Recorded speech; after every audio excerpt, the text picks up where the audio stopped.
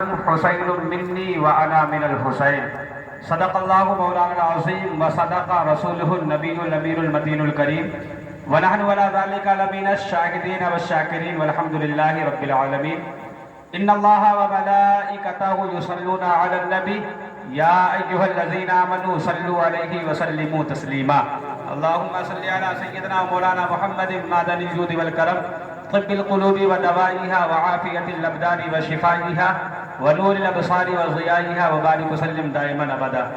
حضرات محترم، سر شام سے لے کر اب تک آپ حضرات نے بہترین نعت و منقبت اور ایک شاندار خطاب سماعت فرمایا۔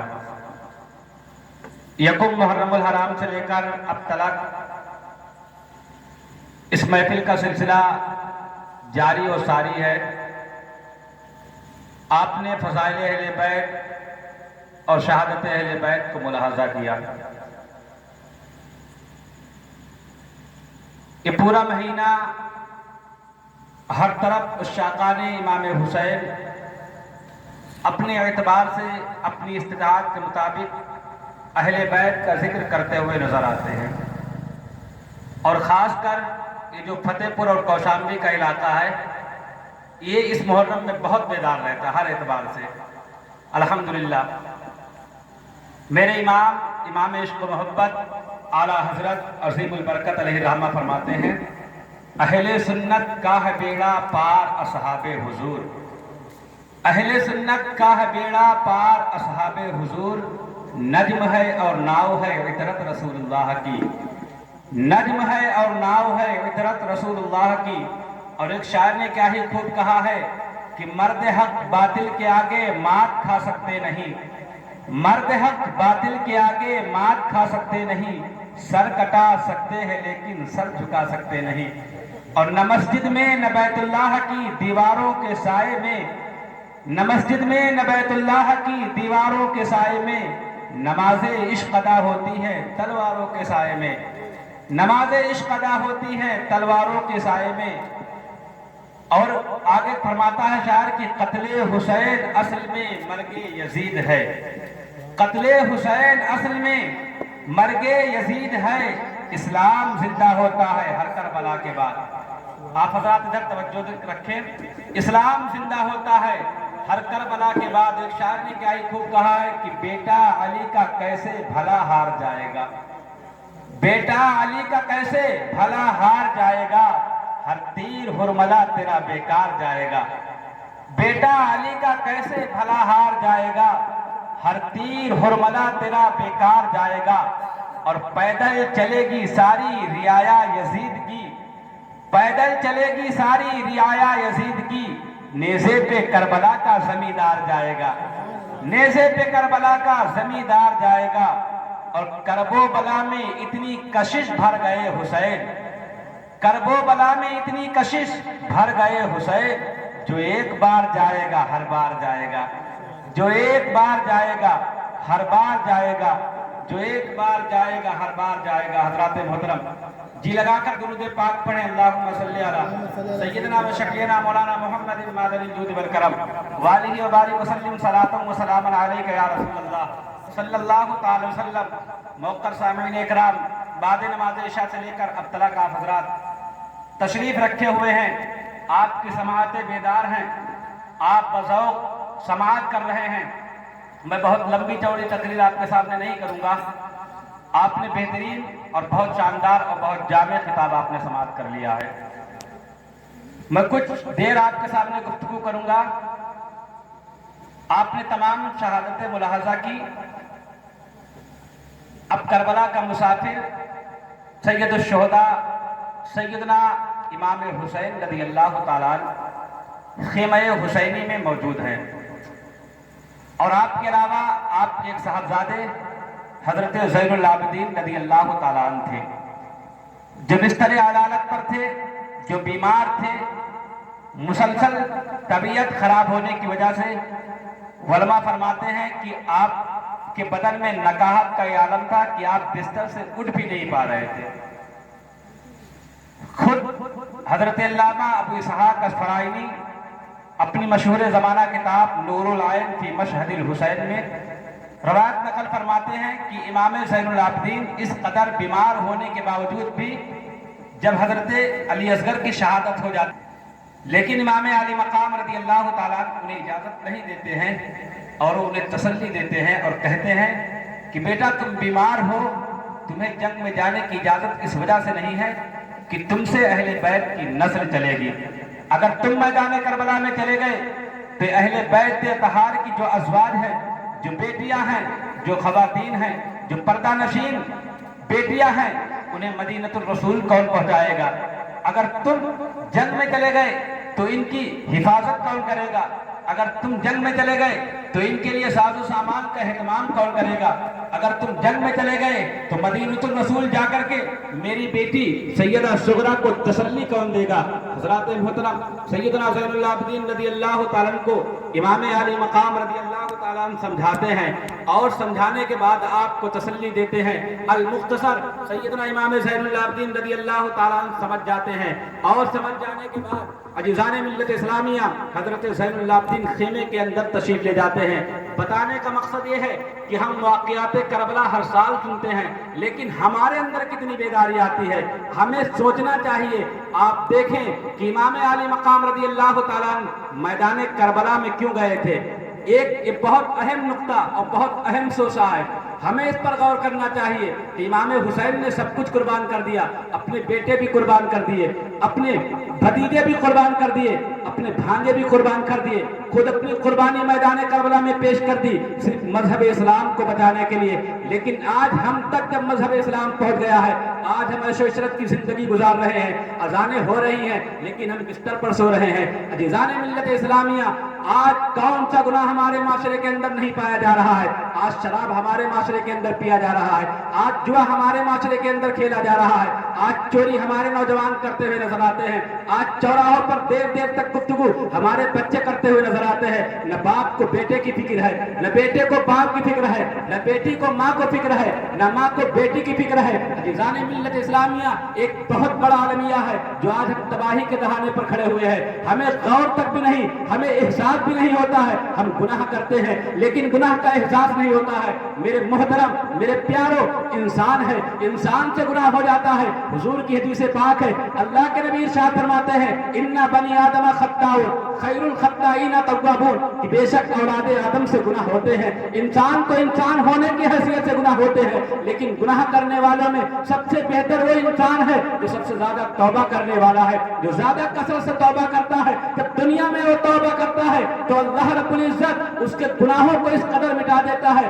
جیسے کہ اس کے ذمے کوئی گناہ ہوا ہی نہیں ہے، یعنی اس کے لسٹ سے گناہ ختم ہو جاتے ہیں، اب نیکیوں کا ذخیرہ ہو جاتا ہے۔ میرے پیارو غور کرو، امام حسین رضی اللہ تعالیٰ یزید کے ہاتھ پر بیعت نہیں کیے تھے بلکہ میدان کربلا چلے گئے تھے۔ بات کیا تھی؟ علماء لکھتے ہیں وہ بھی مسلمان تھا، وہ بھی رسول پاک صلی اللہ علیہ وسلم کا کلمہ پڑھنے والا تھا۔ آپ روایتیں اٹھا کر کے دیکھیں، کتابیں اٹھا کر کے دیکھیں، کسی عالم نے یزید پر کفر کا فتویٰ نہیں لگایا ہے، کسی عالم نے یزید کو کافر نہیں کہا ہے۔ پتہ چلا، معلوم ہوا کہ یزید مسلمان تھا، یزید بھی کلمہ پڑھنے والا تھا، یزید بھی نبی الآخر زمان صلی اللہ علیہ وسلم کا امتی تھا۔ لیکن بات کیا تھی؟ امام حسین نے کیوں بیعت نہیں کی تھی؟ بات یہ تھی کہ یزید ظالم تھا، یزید فاسق تھا، یزید جواری تھا، یزید شرابی تھا، یزید زنا کرنے والا تھا، یزید مسجد و محراب کی عزتوں کو پامال کرنے والا تھا، یزید مسلمانوں کی عزتوں کو پامال کرنے والا تھا، یزید ماں باپ کی توہین کرنے والا تھا، یزید پڑوسی کے حق کو مارنے والا تھا، یزید جو ہے تمام تر گناہ کبیرہ کا مرتکب تھا، گناہ کبیرہ کا ارتکاب کرنے والا تھا۔ امام حسین گناہ سے امت کو بچانے والے تھے، امام حسین شراب کو حرام جاننے والے تھے، امام حسین چوری کو حرام جاننے والے تھے، امام حسین نماز کی تلقین کرنے والے تھے، امام حسین نماز کا درس دینے والے تھے، لیکن یزید نماز کو ترک کرنے والا تھا، نماز کو چھوڑنے والا تھا، معاشرے کے اندر گناہ کو عام کرنے والا تھا۔ آج ہم کہتے ہیں ہم سچے حسینی ہیں، ہمارے اندر امام علی مقام کا سچا اور پکا عشق ہے، ہم ہی سب سے بڑے حسینی ہیں، محرم کا چاند نمودار ہوتا ہے، ہمارے بچے گھروں سے باہر نکل آتے ہیں، ہمارے بچوں کے ہاتھ میں جھنڈیاں ہوتی ہے، ہمارے بچے جگہ جگہ پر اکٹھا ہو کر کے مجلس حسین منانے لگتے ہیں۔ میرے پیاروں، اصل پیغام کیا تھا میدان کربلا میں؟ اصل پیغام یہ نہیں تھا کہ تم جھنڈیاں لے کر کے دوڑنا، اصلی پیغام یہ نہیں تھا کہ تم تذکرے کرنا۔ میرے پیاروں، تذکرے کرنا بھی ضروری ہے، لیکن اصل پیغام یہ تھا کہ دنیا میں کتنی بھی مصیبتیں آ جائیں، لیکن میرے نانا جان کے امتیوں کبھی نماز کو مت چھوڑنا، کبھی روزے کو مت چھوڑنا، کبھی صدقات و خیرات کو مت چھوڑنا، کبھی ماں کو پرندہ آواز سے جواب مت دینا، کبھی باپ کی عزت کو مت ٹھکرانا، کبھی باپ کو کی توہین مت کرنا، کبھی پڑوسی کا حق مت مارنا، کبھی بھائی پر ظلم مت کرنا، کبھی مسلمان ہو کر کے مسلمان پر ظلم مت کرنا۔ ان تمام تر چیزوں سے امام حسین روکنے والے تھے، ان تمام تر چیزوں کا یزید حکم دینے والا تھا۔ آج اپنے معاشرے کے اندر جائزہ لے، اپنے بچوں کا جائزہ لے، اپنے خود کا جائزہ لے کہ ہم امام حسین کی مشن پر ہیں یا یزید کی مشن پر ہیں، کہ ہمارے نوجوان ان تمام تر گناہوں میں ملوث نہیں ہے، بلکہ ضرور اور ضرور ملوث ہے۔ ہم نے کتنے لوگوں کو دیکھا ہے جو چوراہے پر کھڑے ہو کر کے رات دیر تک گفتگو کرتے ہوئے نظر آتے ہیں، جو چوراہے پر کھڑے ہو کر کے ماں بہن کو غلط نگاہ سے دیکھتے ہوئے نظر آتے ہیں۔ میرے پیاروں، اللہ نے ان نگاہ تمہیں اس لیے نہیں دی ہے کہ تم دوسرے کی بہن اور بیٹیوں پر نظر ڈالو، بلکہ اللہ نے آنکھیں اس لیے دی تھی کہ کل قبر کے دن جب رسول پاک قبر میں تشریف لائے تو ان آنکھوں سے رسول پاک کی زیارت کرنا، ان آنکھوں سے چہرے رسول کو دیکھنا۔ ان آنکھوں کو اللہ نے گناہ کرنے کے لیے نہیں بلکہ اچھی چیزوں کو دیکھنے کے لیے اللہ نے آنکھیں عطا فرمائی ہے۔ یہ آنکھ ایک نعمت ہے، اسے گناہ سے بچاؤ، نیکیوں پر لگاؤ، تاکہ یہی آنکھیں جو نیکی تم دیکھو، نیک کام دیکھو، کل قیامت کے دن تمہارے گناہوں کو کم کر کے تمہیں جنت میں لے کر کے جائیں گے، تمہارے نامہ اعمال میں نیکیوں کا اضافہ کریں گے۔ میرے پیاروں، میں عرض کر رہا تھا امام علی مقام رضی اللہ تعالیٰ ان تمام تر کاموں سے امت کو روکنے کے لیے آئے تھے، لیکن آج ہمارے نوجوان ان تمام تر کاموں میں ملوث ہیں۔ میں نے اپنی آنکھوں سے دیکھا ہے نوجوانوں کو شراب پیتے ہوئے، میں نے اپنی آنکھوں سے دیکھا ہے نوجوان کو جوا کھیلتے ہوئے، خواہ وہ جوا ہے، چاہے لوڈو کی قسم سے کھیلا جائے یا پتے کی طرح کھیلا جائے، ہر طریقے سے جوا ہے اور یہ حرام ہے۔ عزیزان ملت اسلامیہ، امام علی مقام کا جو پیغام ہے، اصل پیغام یہی ہے، سچا اور پکا حسینی وہی ہے جو پیغام حسین پر عمل کر لے۔ جس کی نماز نہ چھوٹے وہی پکا حسینی ہے، جس کے روزے نہ چھوٹے وہی پکا حسینی ہے، جس سے اس کے باپ کی اور ماں کی عزت محفوظ رہے وہی پکا حسینی ہے۔ عزیزان ملت اسلامیہ، آج ہمارے معاشرے میں بہت ایسے نوجوان ملتے ہیں، اگر باپ کچھ کہہ دے تو بلند آواز سے جواب دیتے ہوئے نظر آتے ہیں، اگر ماں کسی کام سے روکے تو وہی بچہ کہتا ہے جس کو ماں نے بچپن سے پال کر کے بڑا کیا ہے، وہی بچہ کہتا ہے اے ماں تم نہیں جانتی، تم میری بات کو نہیں سمجھ پاؤ گی۔ میرے پیارے، جب تم نہیں بول پاتے تھے، جب تمہاری زبانیں ہلتی تھی، خالی اشارے سے گفتگو کرتے تھے، اس وقت تمہاری ماں تمہاری باتوں کو سمجھ لیتی تھی، اس وقت ماں محسوس کر لیتی کہ تم پیاسے ہو، تم بھوکے ہو، تمہیں کس چیز کی ضرورت ہے۔ آج ماں نے نوجوان کر دیا ہے تو تم کہتے ہو ماں سمجھ نہیں پائے گی۔ میرے پیارو، حسین بن علی کا میدان کربلا میں یہی پیغام تھا کہ جب تک کی دنیا میں رہنا اپنے ماں باپ کی عزت و تکریم کرتے رہنا۔ میرے پیارو، غور کرو، غور کرنے کا مقام ہے۔ امام علی مقام رضی اللہ تعالیٰ عنہ کس مقصد کے تحت میدان کربلا گئے تھے؟ ان تمام تر چیزوں سے امت مسلمہ کو روکنے کے لیے گئے تھے۔ آج ان تمام تر گناہ ہمارے معاشرے میں ایجاد ہیں، ہمارے نوجوان کر رہے ہیں، ہمارے بچے کر رہے ہیں۔ بچے کیا، ضعیف اور جو ادھیڑ عمر کے ہیں وہ لوگ بھی اس تمام تر خرافات میں ملوث ہیں۔ میرے پیارو، آپ کو کامیابی اسی وقت مل سکتی ہے جب پیغام حسین پر عمل کریں گے۔ جب آپ پیغام حسین پر عمل کریں گے تو آپ کے لیے قرآن کا وہی اعجاز ہوگا۔ اللہ نے قرآن میں ارشاد فرمایا وَأَنْتُمُ الْأَعْلَوْنَ إِن كُنتُم مُؤْمِنِينَ، اے لوگوں تم ہی بلند و بالا ہو اگر تم ایمان والے ہو، اگر تم پیغام حسین پر عمل کرنے والے ہو، اگر تم اطاعت رسول پر عمل کرنے والے ہو۔ میرے پیارو، تمام تر اہل بیت کے افراد، مذکر افراد میدان کربلا میں ایک بعد دیگرے جاتے ہیں، جامع شہادت نوش کر لیتے ہیں۔ اب کربلا کا مسافر تنہا بچا ہوا ہے۔ ایک جانب امام زین العابدین رضی اللہ تعالیٰ عنہ ہیں، آپ جنگ کی اجازت لیتے ہیں، امام حسین منع فرما دیتے ہیں۔ آپ خیمہ اہل بیت میں تشریف لاتے ہیں، حسین بن علی ہے، آپ کے سامنے تمام تر ازواج اہل بیت موجود ہیں، اہل بیت کی بیٹیاں موجود ہیں، اہل بیت کی بیویاں موجود ہیں، امام علی مقام کی بہن سیدہ زینب موجود ہے، امام علی مقام کی بیٹی سیدہ سکینہ موجود ہے، امام علی مقام کی بیوی سیدہ شہربانو موجود ہے۔ امام حسین خطبہ دیتے ہیں، خیمہ حسینی میں ایک لرزدار بڑا دیکھتا خطبہ دیتے ہیں اور کہتے ہیں اے ازواج اہل بیت، اے میری بیٹی، اے میری بیوی، اے میرے بہن سن لو، جب میرا لاشا میدان کربلا میں دیکھنا تو اپنے بالوں کو مت نوچنا، اپنے چہرے کو مت پیٹنا، بلکہ صبر کرنا۔ جس طریقے سے تو نے حضرت علی اکبر کے قتل کو دیکھ کر کے صبر کیا ہے، جس طریقے سے معصوم علی اصغر کو دم توڑتے ہوئے دیکھ کر کے صبر کیا ہے، جس طریقے سے قاسم کا لاشا دیکھ کر کے صبر کیا ہے، اسی طریقے سے جب تمہارا بابا شہید ہو جائے، جب تمہارا بھائی شہید ہو جائے، جب تمہارا شوہر شہید ہو جائے تو تم صبر کرنا، اپنے گالوں کو مت پیٹنا، اپنے بالوں کو مت نوچنا، اس لیے کہ پیغام حسین یہی ہے،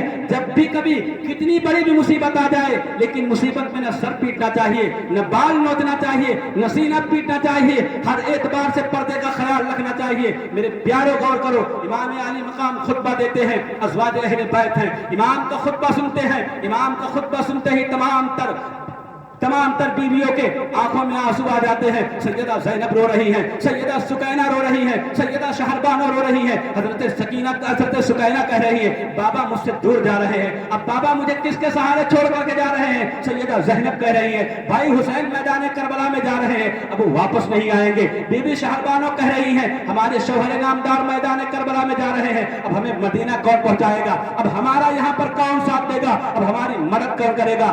آج ہم اس سنسان بیابان میں آج ہم بے یارو مددگار ہو گئے ہیں، آج ہمارا کوئی مدد کرنے والا نہیں ہے، آج ہمارا کوئی سہارا دینے والا نہیں ہے۔ بھائی حسین تم ہی تو تھے ہمارے سہارا دینے والے۔ بھائی حسین جب ہم پر کوئی مصیبت آتی تھی تو صبر کی تلقین کرتے تھے، آپ کے چہرے کی زیارت کرتے تھے، مجھے صبر ہو جاتا تھا، آپ کے چہرے کی زیارت کرتی تھی، نانا جان کی تصویر یاد آتی تھی، میں صبر آ جاتا تھا، میں صبر کا پیکر بن کر کے ایک خیمے کے کنارے ہم سمٹ کر بیٹھ جاتی تھی، صبر کرتی تھی۔ لیکن حسین آج تم مجھ سے الگ جا رہے ہو، آج مجھے چھوڑ کر جا رہے ہو، اس سنسان بیابان میں ہمارا کون یارو مددگار ہے؟ اب ہمارا کون سہارا دے گا؟ اب ہمیں کون مدینہ الرسول پہنچائے گا؟ امام علی مقام سیدہ شہربانو کی ان جملوں کو سنتے ہیں، امام حسین تسلی دیتے ہیں اور کہتے ہیں بی بی شہربانو گھبرانے کی بات نہیں ہے، اللہ اس کے رسول کی یہی مرضی ہے کہ ہم میدان کربلا میں جائیں، نانا جان کے مذہب اسلام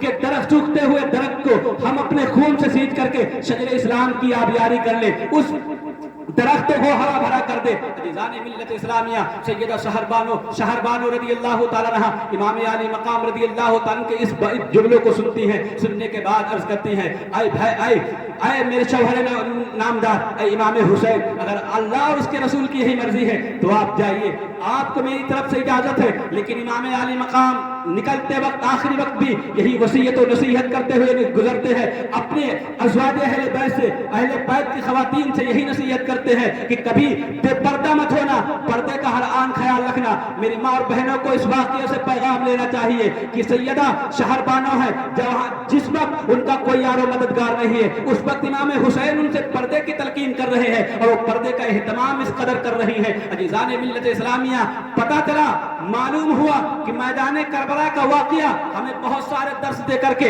اور ہمیں بہت ساری چیزوں کو سکھا رہا ہے۔ میرے پیارو، یہی میدان کربلا کا واقعہ ہے جو ہمیں سکھا رہا ہے، میری ماں بہنوں کو درس دے رہا ہے کہ ہر آن پردے کا خیال رکھنا۔ یہی میدان کربلا کا واقعہ ہے، سیدہ شہربانو کی گفتگو یہ درس دے رہی ہے کہ اپنے شوہروں کا خیال رکھنا، اپنے بچوں کا خیال رکھنا، اپنے گھر کی عورتوں کا خیال رکھنا، کبھی اپنے شوہر سے بلند آواز سے بات نہ کرنا، کبھی اپنے شوہر کو اگر کچھ کہے تو اس کے باتوں کو جواب مت دینا، کبھی اس سے جھگڑا مت کرنا، کبھی اس سے لڑائی مت کرنا۔ سیدہ شہربانو کے جملے اس دور کی عورتوں کو زندگی گزارنے کا ایک نیا طریقہ دے رہی ہے، ایک نیا سلیقہ اور جملے دے رہے ہیں اور کہہ رہے ہیں اے میری ماں اور بہنوں، ان جملوں پر عمل کر لینا، تمہاری زندگی بھی کامیاب ہو جائے گی، آخرت بھی کامیاب ہو جائے گی۔ اسی لیے شاعر کہتا ہے قتل حسین اصل میں مرگ یزید ہے، اسلام زندہ ہوتا ہے کربلا کے بعد۔ آپ حضرات تھوڑی دیر اور بیدار رہے۔ امام علی مقام رضی اللہ تعالیٰ اب ازواج اہل بیت کے خیمے سے نکل کر کے میدان کربلا کی طرف رخ کرنے کا ارادہ کرتے ہیں۔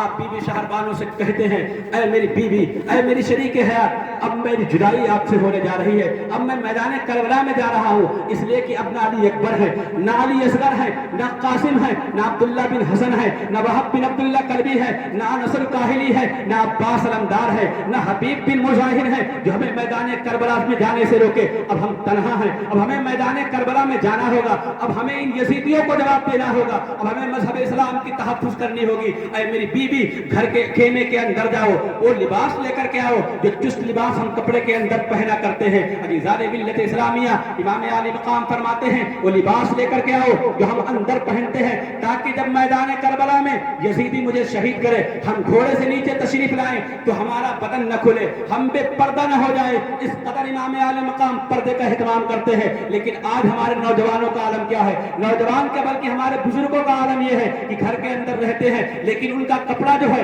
उनके घुटने से ऊपर रहा करता है। अगर वो लुंगी पहनते हैं तब भी वो पलट करके बांध लेते हैं, जिनसे उनका घुटना खुल जाता है, बल्कि घुटने के ऊपर तक खुल जाता है। मेरे प्यारो, शरीयत का मसला है, ये घुटना लोगों के सामने खोलना हराम है, इसलिए सतर है और इसका छुपाना हर इंसान पर लाजिम है, खाओ तनहा हो, खाओ अकेला हो, और लोगों के सामने तो बेहद जरूरी है। आप उस्मान गनी रज़ी अल्लाह तआला की सीरत पढ़ें, आपको पता चलेगा, मालूम होगा कि उस्मान गनी रज़ी अल्लाह तआला की पर्दे का यह आलम था कि ये घुटना क्या, कभी आप टखने के हल्का सा ऊपर, उसके बाद उसके ऊपर कभी आप अपने इज़ार नहीं होने दिया। पूरी जिंदगी जब आप गुस्ल करते थे तो आप गुस्ल खाने में सिमट कर बैठ जाते थे। मेरे प्यारो, ये सहाबा का तरीका था, लेकिन हम सहाबा के मानने वाले हैं। हमारा तरीका क्या है? हमें एहसास भी नहीं होता है, हमसे गुनाह भी हो जाते हैं। मेरे प्यारो, अगर गुनाह होता है, इंसान है, इंसान की तारीफ ही उलमा ने इस कदर की है, अल इंसानु मुरक्कबुम मिनल खता व निसियान, कि इंसान जो खता और निसियान से बना है। इंसान है इसलिए उससे गुनाह होते हैं, इंसान है इसलिए उससे गलती होती है। लेकिन मेरे प्यारो, जब गलती हो तो इंसान को एहसास होना चाहिए, जब गुनाह हो तो इंसान को एहसास होना चाहिए, और उस गुनाह के बारे में अल्लाह की बारगाह में रो रो करके, गिड़गिड़ा करके तौबा करनी चाहिए। जब इंसान तौबा करता है, हदीस पाक में आया है, हदीस का मफहूम है, जब इंसान तौबा करता